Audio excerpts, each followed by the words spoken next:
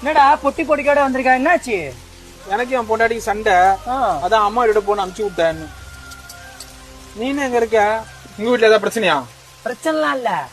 என் பொண்டாட்டி ஃப்ரெண்ட்ஸோட ஜாலியா 10 நாள் டூர் போயிருக்கா. அதான் எங்க அம்மா வீட்டுல விட்டா சேஃபா இருந்து 10 நாள்ல போயிருவேன். நான் தான் எப்ப போவேனே தெரியல. இந்த பேரு குடும்பம்னா சண்டை சத்திரம் இருக்கதான் செய்யும். நம்ம தான் பண்ணிட்டு தாழ்ந்து போனோம், புரியுதா?